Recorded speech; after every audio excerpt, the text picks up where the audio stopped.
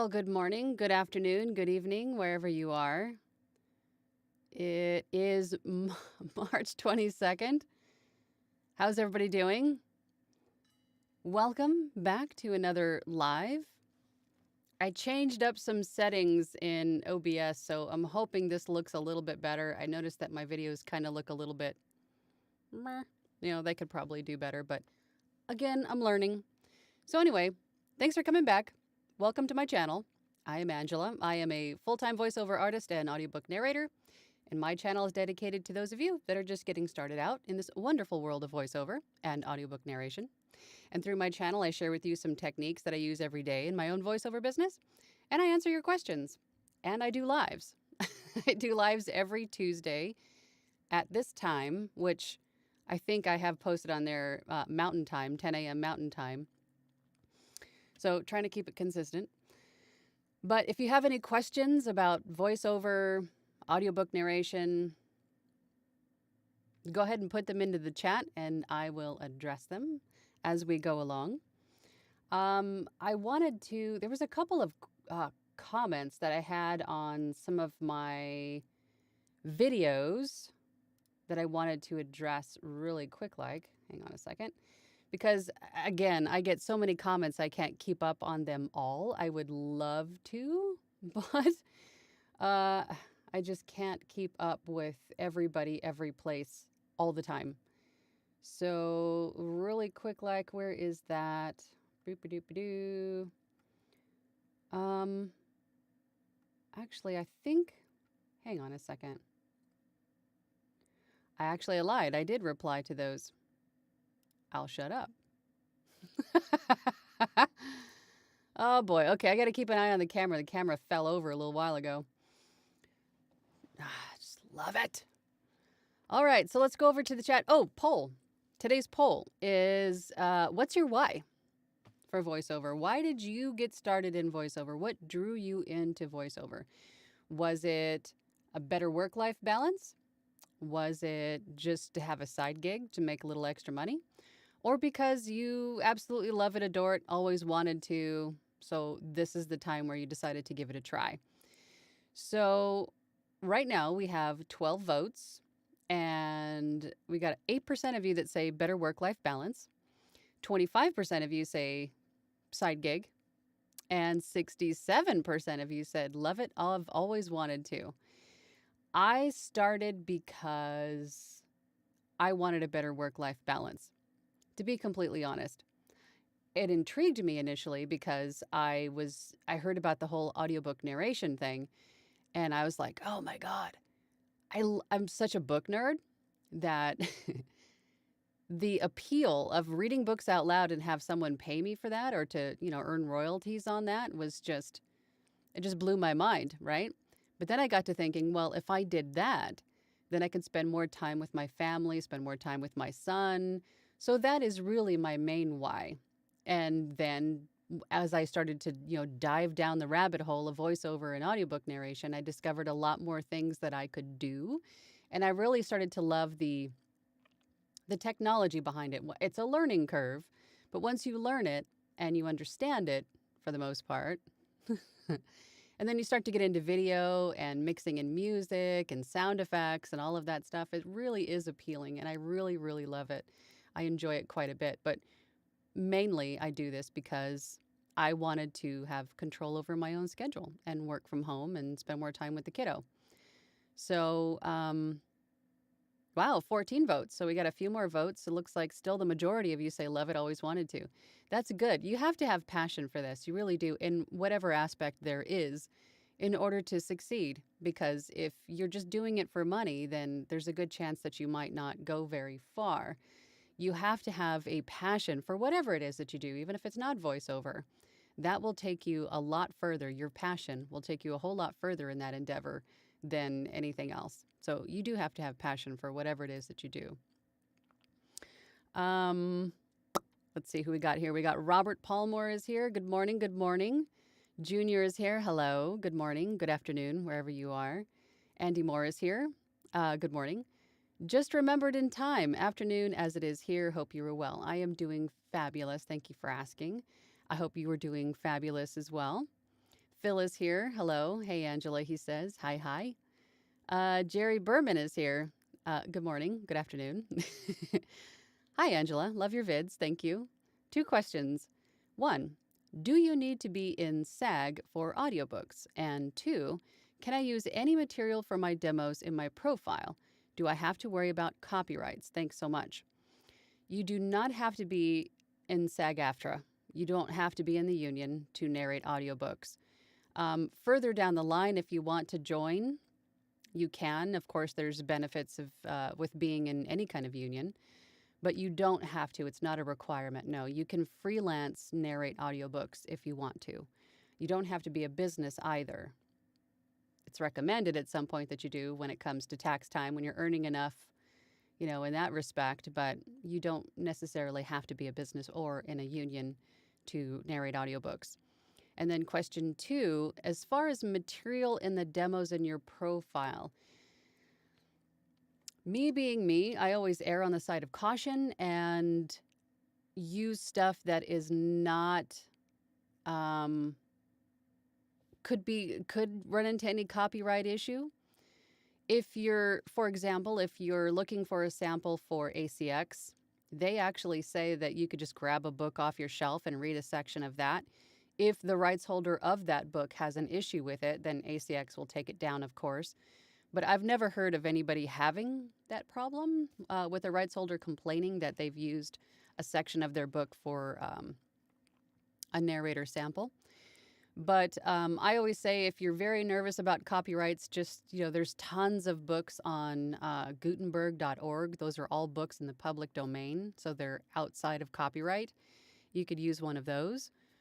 In terms of other places to use demos, there are tons of ways to find scripts or copy on the internet.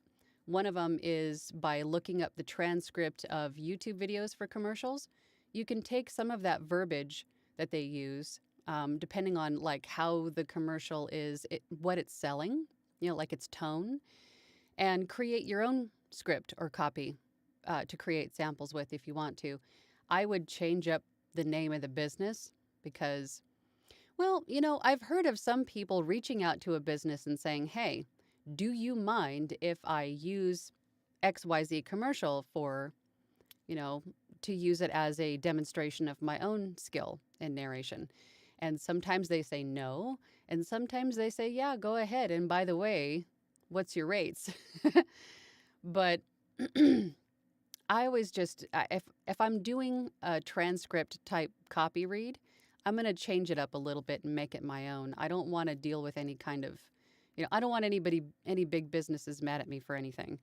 So I would always change that up a little bit. And there's nothing wrong with writing your own copy, you could do that. But I wouldn't just use any old material for voiceover demos. But that's just me. Twisted 681 is here. Good morning. Good morning. Good morning, Angela. I called my dog's vet yesterday and was like, I know that voice. Thanks, Angela. Oh my gosh, I did. Yeah, I have. Where are they? I want to say they're in Dallas, Texas, I think. There's a couple of vets that I've done IVR for, so it's likely. That's so funny. That's cool. Thanks for telling me that. Cindy Windsor is here. Good morning. Good morning. Junior says, struggle. I can't find a job, and I love the idea of voiceover. Yeah, voiceover is a lot of fun. But again, you do have to have passion for it to take you far, because there are a lot of hurdles, a lot of speed bumps, a lot of new things to learn. There's a lot of technology and verbiage, and just like any other business, really, there's a lot of cost involved in getting the equipment and your DAW, and it can really add up fast. So having a passion for it will definitely take you far in really any endeavor, including voiceover. But I feel you in that for sure. Boop-a-doop-a-doo. JCCAOL is here. Hello. Good morning. From Wisconsin. Let's see. Cindy Windsor says, "Can you talk about getting rid of mouth noise?" Oh, if I had just an easy button for that, my gosh. Mouth noise, unfortunately, is the bane of any voice actor's existence. It is a real struggle, and I don't think there really is any way to effectively get rid of it from the start. I'm one of those people that if there's a problem, I want to get to the root of it and solve it rather than putting a Band-Aid on it. But with mouth noise, it's really something for me because I'm plagued with it as well. I'm like perpetually dehydrated, even though I hydrate. But I think it's because I drink coffee, probably. You're not supposed to drink coffee. But I've been told that green tart apples will help reduce, like if you eat some between takes, it'll help reduce the acid, will help reduce some of the mouth noise. Of course, drinking water, taking a swig right before you start recording is very helpful, and take lots of breaks and take some swigs to kind of clean everything out in your mouth, right? But if you have tried all of that and none of that works, then there are some great plugins, and one of which has been an absolute lifesaver for me is the Isotope RX. I have the RX7, but the RX9 mouth declick is available in 2 bundles on isotope.com. That particular plugin is available in the standard package and in the advanced package. I know they're expensive. They're not available as standalone plugins. You have to buy them as a bundle, which kind of stinks, but it is what it is. But Isotope does have sales from time to time on their packages of plugins. But just side note, there's a declick and there's a mouth declick in those packages. And the mouth declick is the one that has just saved me. It's a godsend. It probably cut a good 80% of my editing time and just removing mouth noise, because I use Adobe Audition as my DAW. So, I would take the healing brush and heal out all of that mouth noise, all of the clicks and pops and stuff. It just took so long. But the Isotope RX9 plugins, the mouth declick, absolutely amazing. I have been told that if you have Adobe Audition, for anybody watching, and if you are also plagued with mouth noise, and there's a good chance that you are if you're a voice actor, but the automatic, or is it automatic or adaptive? It's either automatic or adaptive click remover in Adobe Audition, in the effects that are included with Audition, is good at removing mouth noise as well. I don't use it because I have the Isotope plugin, but I've been told that one works pretty well too for reducing or removing mouth noise. Other than that, it's just a matter of trying to heal it out if you can with a healing brush, if your DAW allows you to do that. But drink water. A lemon water seems to help too for me when it's really bad. But yeah, mouth noise is just horrible. Ron is here. Good morning, Ron. I'm so glad that you made it. Good morning, darling. I did see your email, by the way. I was just checking my emails before I hopped on live, so I will get back to you on that. But thank you for joining. Good morning.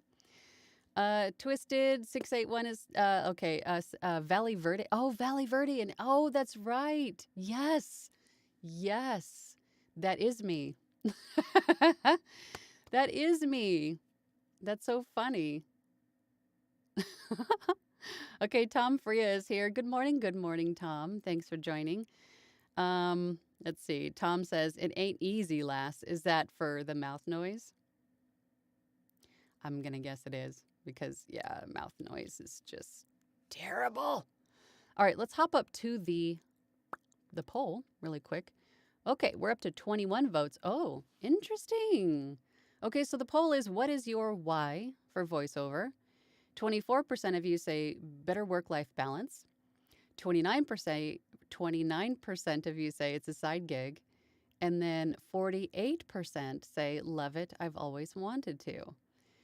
Interesting. Yeah, I think for me, it might be a combination of better work-life balance, and I've always wanted to. Although I don't know why, I still don't know why anybody would want to pay to listen to this. But that's just me, I think, in my, my insecurity. But obviously somebody does, because I'm doing okay.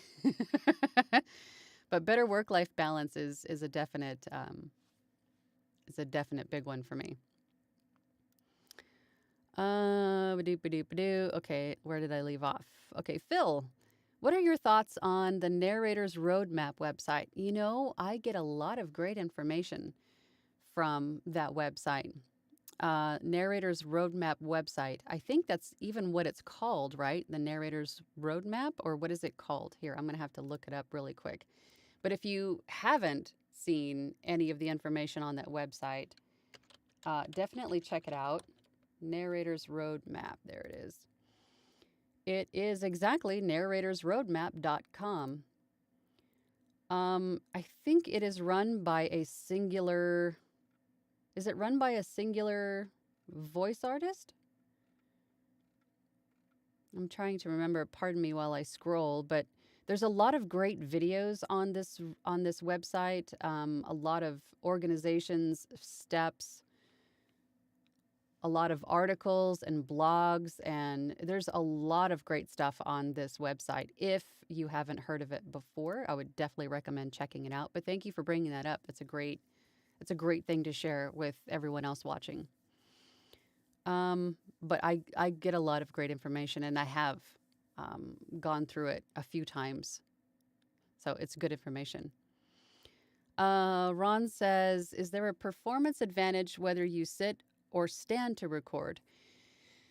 You're going to find a lot of people telling you why either side is beneficial.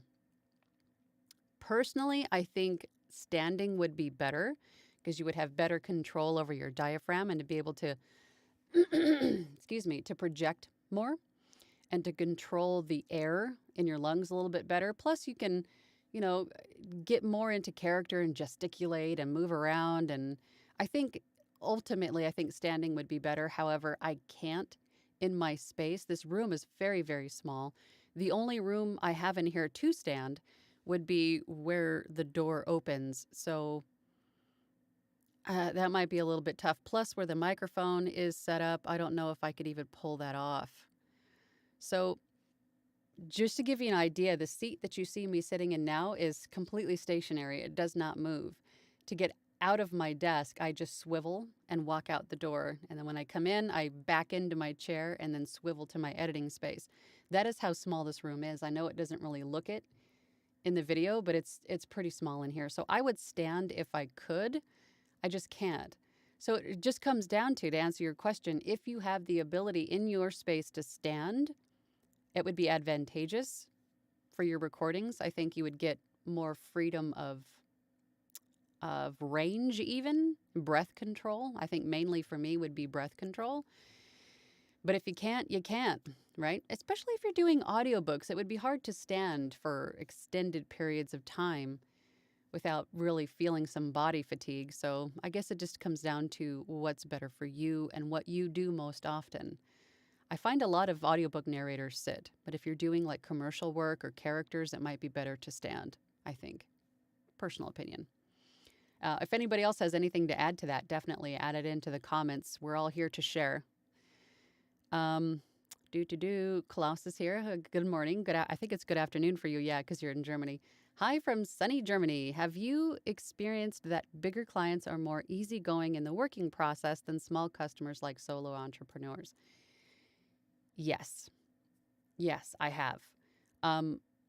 I tend to work with a lot more solopreneurs or like indie authors. I like to work with the smaller companies and other freelancers because I think myself being one, I know what it's like. So I do what I can to help them with their budgets, with their project timelines, maybe going above and beyond if they need extra help because I want to help others like me succeed in that respect.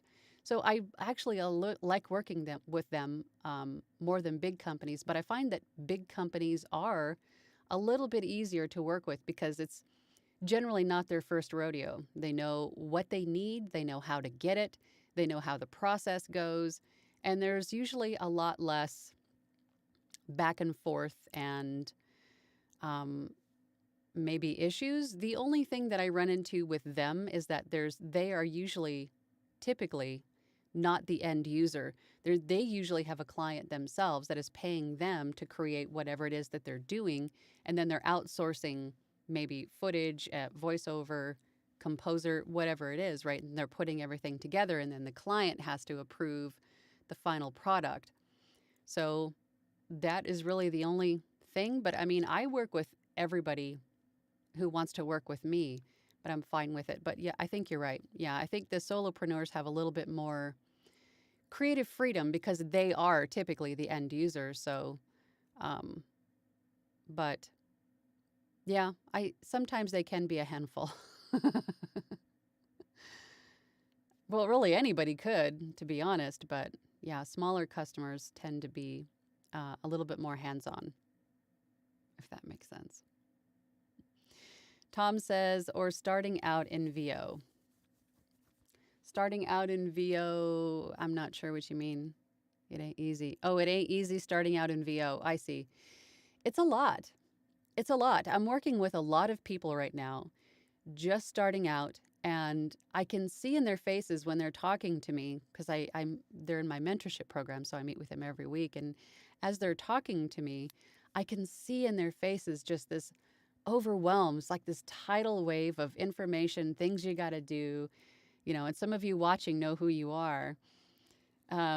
But they just get so overwhelmed, and I can completely relate because it is a lot. It is a lot. But just like as the saying goes, how do you eat an elephant? One bite at a time. For me, I had to write everything down.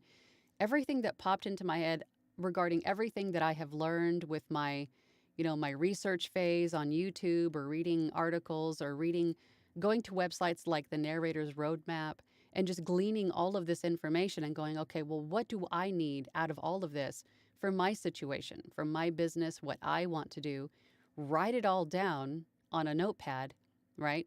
Who cares about spelling? Who cares about anything? Just get it all down and then review it and just go, okay, what do I need to do first? What makes most sense to do first? Do I need to set up profiles? Do I need to learn my DAW? Do I need to learn what all of this lingo is so if a client contacts me, I don't sound like a bumbling fool and I can actually speak the same language? What do I need to do first? And then take all of that information, in order of priority, and then get yourself an agenda book. And this has been huge for me. Being self-employed and trying to schedule myself to keep on track with everything, get an agenda book where you have, there's big sections to write in for every day. And then write these things down. Okay, today I'm going to create my website. And then maybe I'm going to work on my ACX profile, whatever it is. And then just chunk it down and give yourself something to do every day. And if you're not doing any voiceover work or you don't have any audiobooks to narrate, then that's even better. Then you have more time to devote to moving forward. And going forward, any downtime you have, it's not really downtime. You're not working on a voiceover project or you're not working on an audiobook, but you're still working on your business, perfecting, massaging, updating, refreshing. There's always something to do, and it never really stops. Because if you get to a certain point where you have all of your social media profiles set up, you have to maintain those, you have to create content for those because you're marketing yourself, right? You could be the best voice actor in the world and no one's going to know that you're there unless you market yourself, right? So with all of these things and then setting up the business and how do you accept payments and there is so much in the very beginning, but if I can do it, you can do it. It's just a matter of discipline and organization, which was really, really tough for me. That's where the agenda book came in. So I could write down things that I needed to do every day and then just keep on top of them, So, like in your agenda book from 9 a.m. to 10 a.m., I'm going to do this, and that's it. And then, You know what I mean? So everything is written down and you can see it.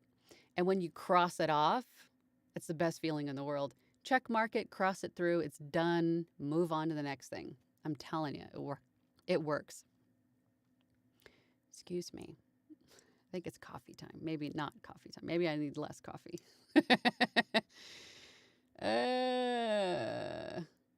The competition is fierce at the moment, Tom says. Yeah. Competition, there is a lot of people exploring voiceover right now. I think with the pandemic and the great resignation, there's a lot of people at home looking for side gigs. And with all of the social media posts, and I think I had talked about this before, where there's people on TikTok and YouTube and they say, hey, do you want to make $1,000 an hour? Narrate audiobooks. But they don't really tell you that that's not exactly completely true. And so, of course, people gravitate towards those kind of posts and they start to go down their own rabbit hole and they think that they can make $1,000 an hour doing voiceover or audiobooks. And then they give it a try. And then, long story short, it doesn't pan out for them.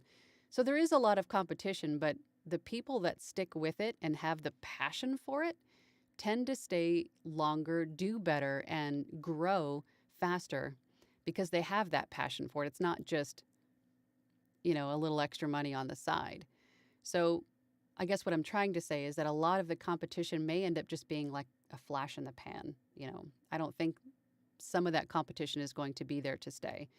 So as long as you can persist and you can stay in this industry and keep pushing forward and building and creating, then you will be just fine. And again, everybody's journey is different. So don't be too hard on yourself if it doesn't happen for you right away. Just keep pushing through because you will be discovered. You will end up on companies' rosters. All of this stuff will happen if you keep persisting and, perfecting your profiles and marketing yourself and reaching out to people on social media, making yourself known. So I just went off on a complete tangent again, didn't I?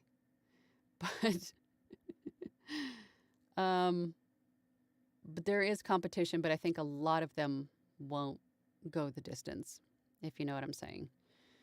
So just keep going. Just keep pushing through. With a voice like this, Karen Cummins runs Roadmap, I think. Yeah, I did see that name on there.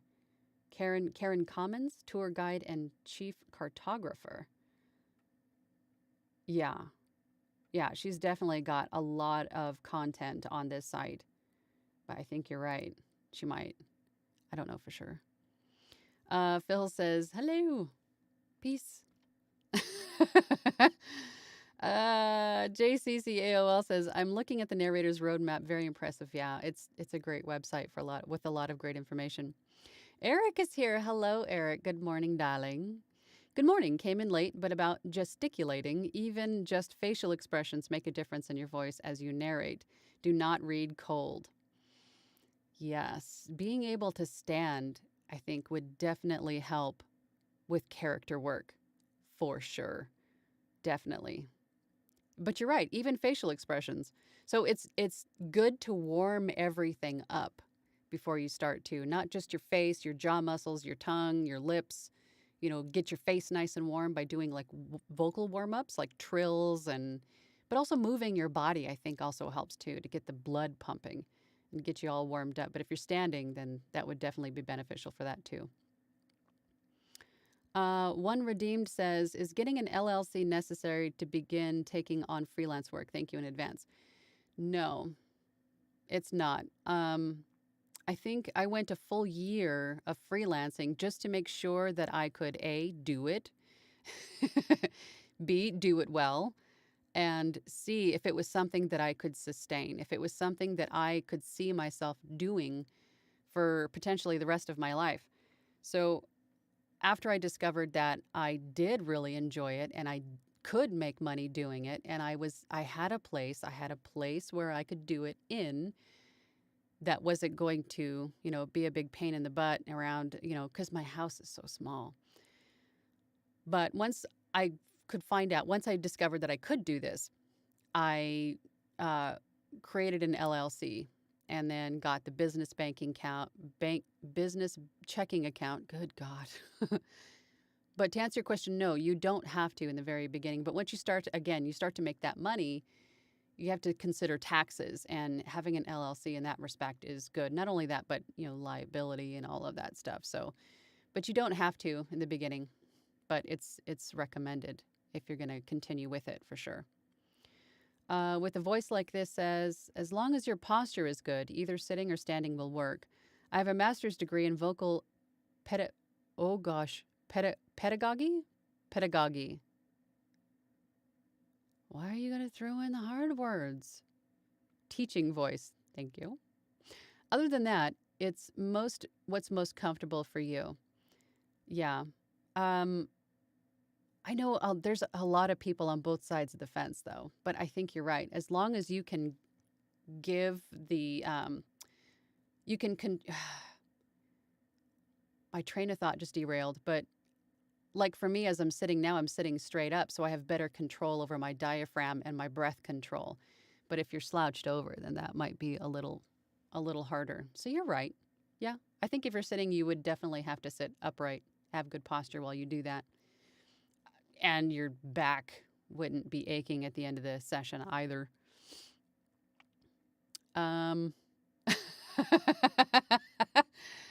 Eric says, I don't eat elephant. Too gamey. I've never had elephant. I don't want to have elephant. But you know what I mean. Kirk is here. Kirk, hello, Kirk. Good morning, Kirk. I think that's what folks not doing this don't get. The speaking is the easy-ish part. It's the rest that is daunting. Yes, you've got a great voice, but make sure you know the rest of the beast. Yeah, if somebody tells you, I can't tell you how many times I've heard, so-and-so told me that I have a great voice. And that's great. Having a great voice is great. But you yourself have to have the passion to go the distance, to create the business and to stick with all of the projects and to learn the DAW, learn the technology, learn everything that goes into running this business. All of that can be a suffocating tidal wave if you let it. But having a great voice is definitely the first step. If you have a great voice, well, even if you don't have a great voice, I don't think you necessarily have to have a great voice. Because again, as voice actors, we represent the world and the voices of the world, and not everybody in the world has a great voice, right? I mean, look at some of the actors today. I can't think of any names, but some of them have kind of nasally and very distinct voices. It doesn't mean they have a great voice per se, but they have the passion to act and to deliver what is given to them. So, but the rest of it, especially running a home studio, there's a lot, but having passion will definitely get you a lot further. What time is it? 9:30. Okay. So let's hop up to the poll really quick. Ooh, 28 votes. Okay. So 25% of you say better work-life balance. And just going back, the poll again today is, what is your why for voiceover? 25% of you say better work-life balance. 29% of you say just a side gig, as a little side income. And then 46% of you say, I love it. I've always wanted to. That's kind of what I thought. How I thought it would go. Excuse me. But yeah. Where did I leave off? Kirk, LOL, howdy, and top of the morning to you, by the way. Good morning to you too, Kirk. Junior says, do I have to have a website? I think most people don't care, so it may be a waste of money. The only reason why I think a web is necessary is to look professional. Just to answer your question about the website, I personally think it's important because once you start to really market yourself, namely on social media, I feel there needs to be a virtual home address for you. And the website doesn't have to be anything expensive. It could be a free website, It doesn't have to be a professional domain name, but it has to be someplace where the clients can find out a little bit more about you, possibly hear what you sound like, and a way to contact you. I can't tell you how many times I've had people on Fiverr or Upwork or ACX or YouTube or wherever they found me would Google me and find my website and contact me through my website because they didn't want to pay the extra fees here or there or wherever, or they saw me somewhere and Googled VoiceOverAngela and found my website. So in that respect, I think a website is important, even if it's just a single page with a contact me, a demo samples of your voice, and maybe a little bit about you and a profile picture. I think that's really all you need. But I think a virtual home address, like a home base, is important. But again, do what you want to do. It's your business. Do what makes you feel comfortable, but you don't have to. Personally, I think it's important. Red TV Canada is here. Hello, hello. Fantastic reminder. Being great at what you do and being able to market yourself are two very different things. Great tips. Yes, I think you can be, like I said before, the best voice actor on the planet, but nobody's going to know you're there unless you raise your hand and say, hey, look at me, check this out. Here's where you can find more information about me. Here I am. If nobody knows you're there, you don't exist. No one's going to know how great you are, or how great your studio is set up, or how great you sound, or how well you can do a character voice, or how well you can narrate an audiobook. No one is ever going to know that unless you introduce yourself via YouTube, social media, podcast, whatever it is. You have to stand up and stand out and keep consistent in that as well. So, clients don't see you once and just go, okay, I never saw this person again, so maybe they gave up on it. Maybe you didn't, but they wouldn't know because you're not consistently keeping at the top of mind or showing up, or, you know what I mean? There's no consistency in your availability, visibility, I think are the words I'm trying to find. But you do have to market yourself and not just be on like the pay-to-play sites like voices.com, Voice123, Fiverr, Upwork, wherever. But you also have to be present on social media. I think social media is huge in that respect, and for advertising purposes and marketing yourself by just showing who you are. TikTok right now is just humongous, right? Those short little bite-sized videos that you see on Instagram stories are also great. YouTube shorts are also great. But I think that's where a lot of the eyeballs are. So if you hop on to TikTok or Instagram stories or anywhere there's short little bite-sized videos, short little bite-sized distracting videos for people trying to escape whatever they're trying to escape for a few minutes, and they come across your video and they go, I really love that person's voice. And it doesn't have to be you narrating something or acting out something. You could just be sitting in your studio giving like a behind the scenes look. Hey guys, I'm narrating this audiobook and check this out. This is a character I really found funny. Or hey, here's a tour of my studio. I mean, it could just be you showing who you are and being who you are. Because again, right now with everybody coming down off of this whole COVID pandemic thing, people are searching for that human interaction, I think, more than ever. And seeing somebody face to face, it's a screen, but you know what I mean? Making eye contact with somebody and seeing them being a person. That sounds stupid, but I think you know what I mean. Because we need that human interaction, and we want to see people doing the things they do. Because, we're herd people, we're herd animals. We like to be in groups and have that connection with others. And I'm really getting off on a tangent. I need to reel myself back in. So, yeah, marketing is a big deal, I think. Twisted681 says, don't forget to hit that like button. It helps Angela and it's free. Thank you. I appreciate that. Yes, hit that like button. I appreciate you. It is free. All it costs you is just a little, maybe 1 second of your time. Just click it. It does help. It does help me. Thank you. Andy Moore says, Angela, can you remember a few weeks back I said I was working on a website platform for VO talent? Yes. You asked me to share it with the class. It is live now. Did you get the invite I sent you? Where did you Again, I've got like threads of conversations everywhere. Where did you send that?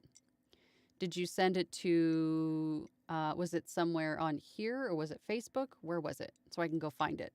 I don't recall seeing it. But if you tell me where to look, I will make myself a note right now.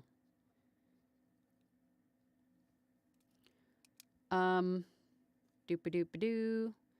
Masonry construction. Hello. Good morning. With a website, make sure you own the domain name.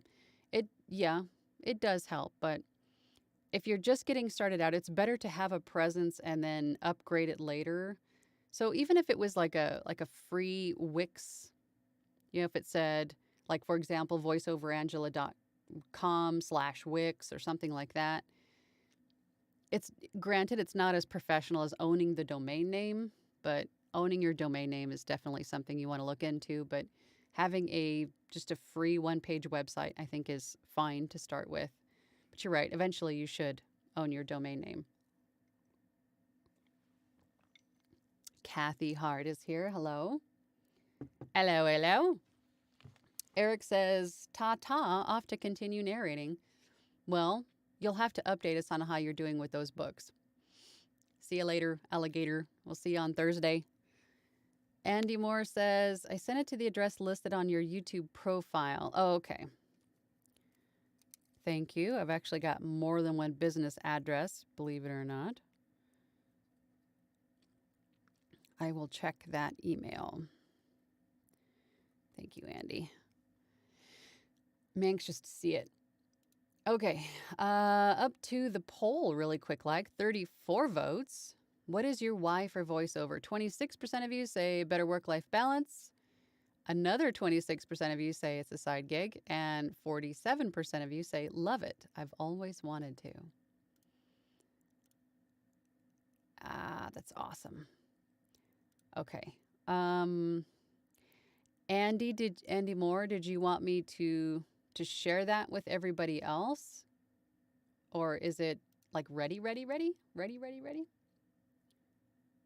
Because I can, let's see. Because I think I can pull that up really quick, if you want me to. This is the wrong. Oh.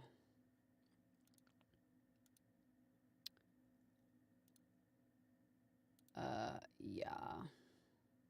It's not, I'm not going to be able to get there right this second without trying to find it.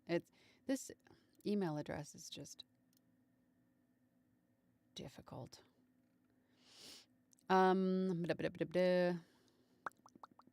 did I leave off? Dean Bruno. Hello, good morning. Thanks for joining. Is it better to start off on a freelance website first or try a pay-to-play or both?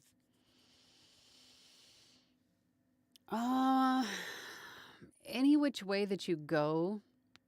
I've heard success going all those different routes. But just know that anywhere you go, I mean, that website host that is marketing for the traffic to their website is going to want their piece. Meaning they're going to take a piece of whatever it is that you earn.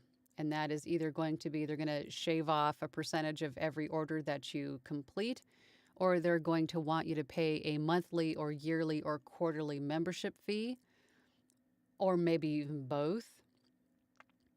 So each of those websites is going to take their piece of the pie. So again, having a website of your own for people to contact you on is a great benefit for that in that respect as well. Me personally, I started on ACX, then Fiverr, then Upwork, and then I signed up to the other pay-to-plays. But I worked with somebody who only signed up on voices.com and got jobs right away. So I think any which way that you decide to go about it, could yield success right away, or it could take time, no matter which way you go. It's hard to say. I mean, maybe she just got lucky and had the right person find her at the right time looking for her exact voice. You know, the voices.com example I was giving you. Some people do a lot better on Upwork. Some people do a lot better on ACX. Some people do a lot better on Fiverr. Some people do a lot better on voices.com or voices123, or excuse me, voice123. Some people just love Voice Bunny. Some people just love Voquent. I mean, I would say if I had to redo it again, I would sign up for a profile, at least a free profile on every website, because that to me will help your SEO. If someone did Google you, they would see that you have multiple profiles on multiple platforms, all for the same services, which is voiceover, right? So that would add to your credibility and your searchability in the respective SEO. So, and then if you got to the point where you started to make some money and you wanted to reinvest that money into maybe upgrading your membership on voices.com, you know, you could do that and try it out.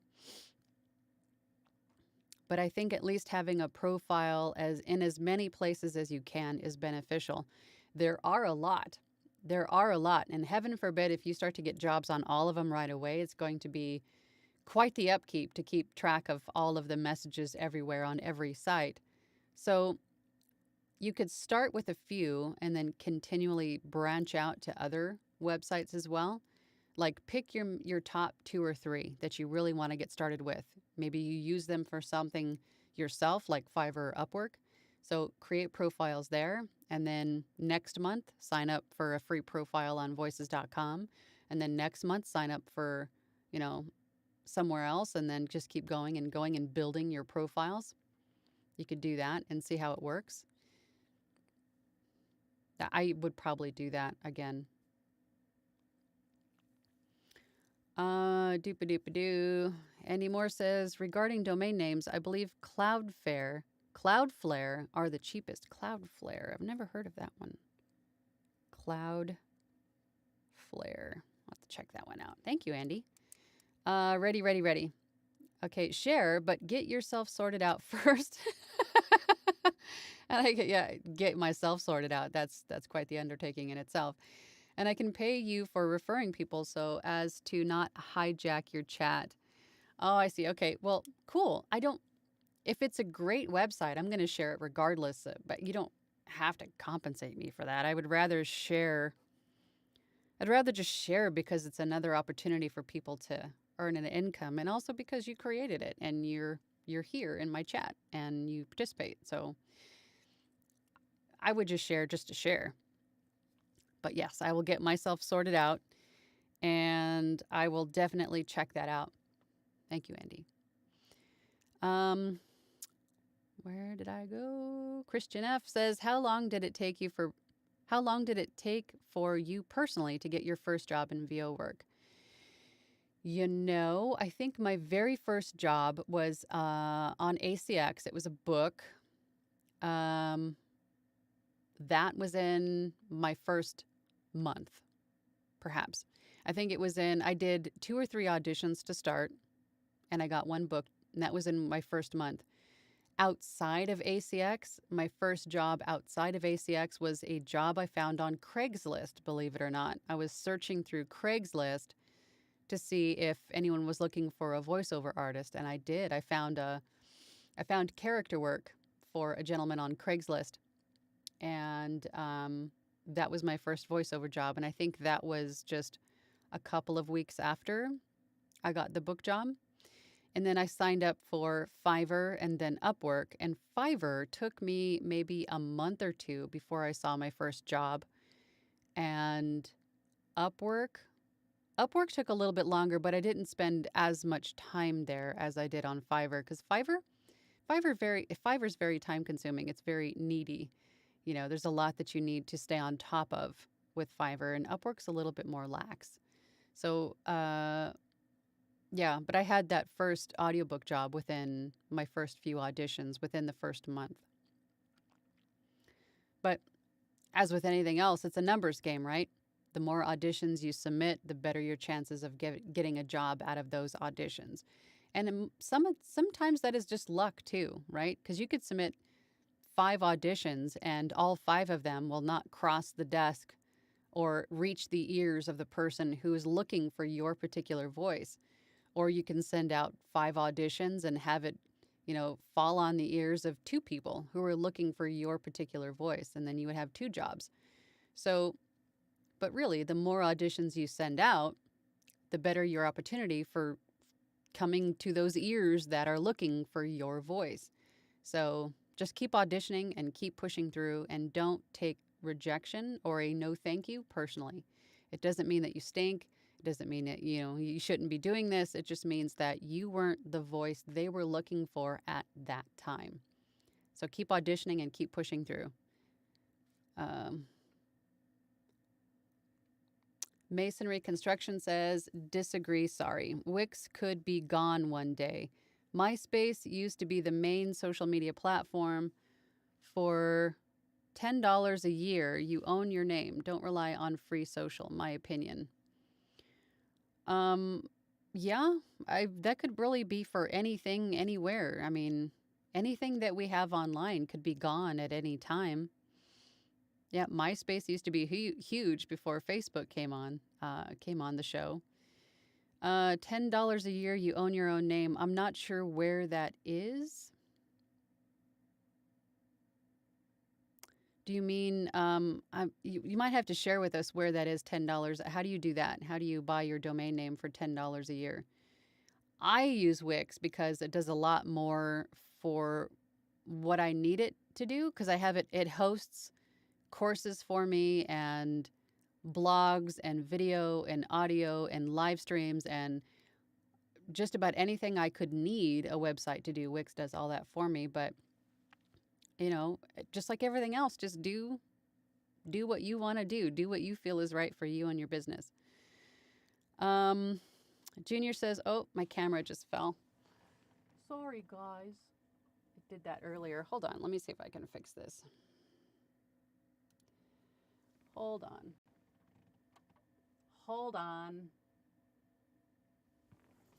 It's not great, but it works.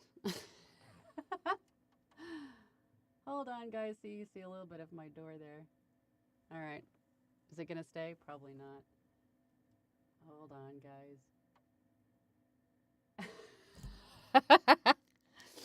That's funny. Live streaming. Okay. Sorry, Junior. He says, a word of advice, stay away from pay-to-play sites if you're just starting out. Again, do what works best for you and your business. I've had people do pretty good both ways. Kirk says, 3rd book for the romance publisher just got RH approved. Yay, repeat customers. It's what we dream of. Love when the work just comes. Yeah, there's nothing better than that, Kirk, for sure.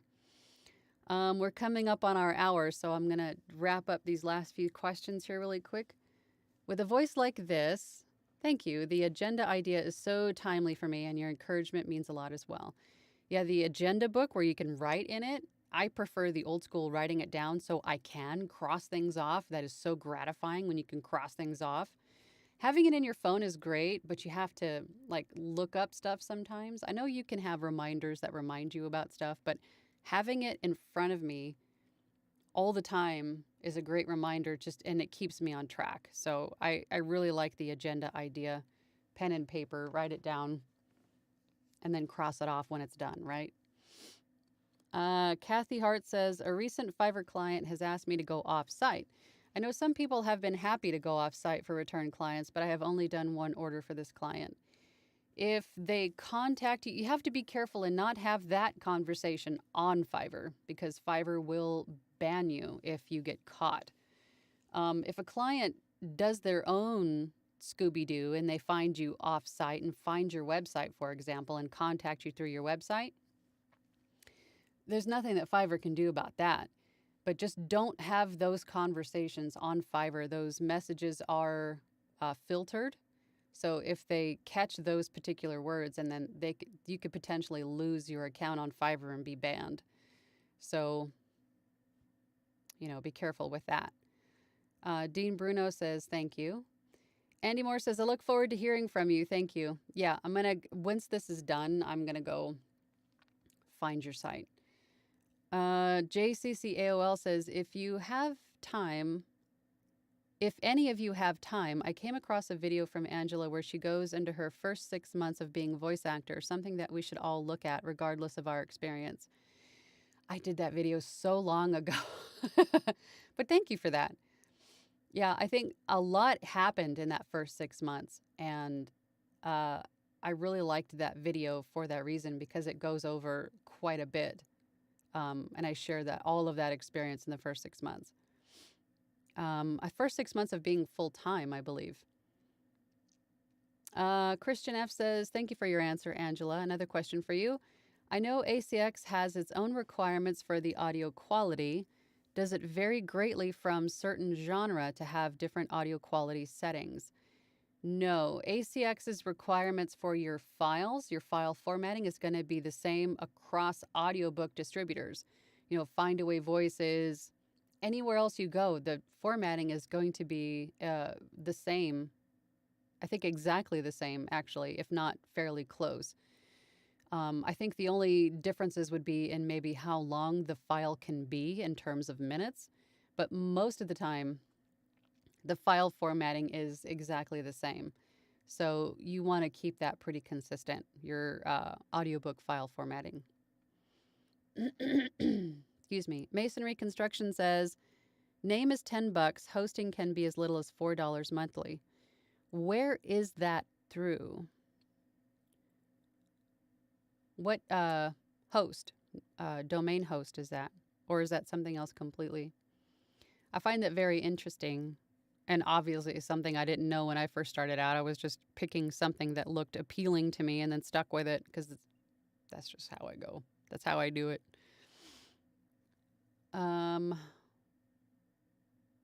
But yeah, let me know, Masonry Construction. Let me know who that's through. That'd be very interesting. And, everybody else might be interested in going to check that out too.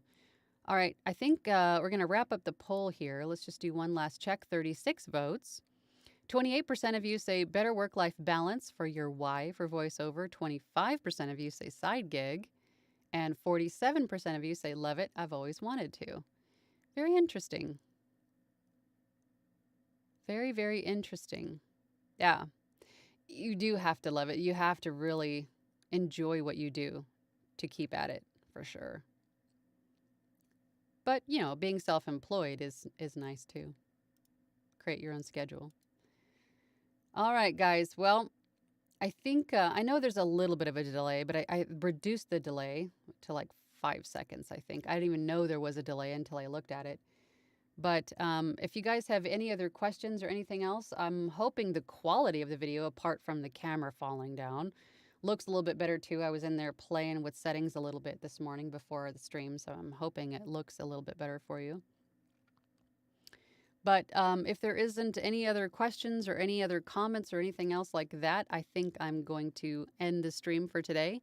I want to thank you again, all of you, for joining me today and for participating and asking questions and for liking the video. I really appreciate it. And I will see you all next time. Tuesday, next week. Same bat time, same bat channel. I'll see y'all later. Have a great day. Have a great week. Bye.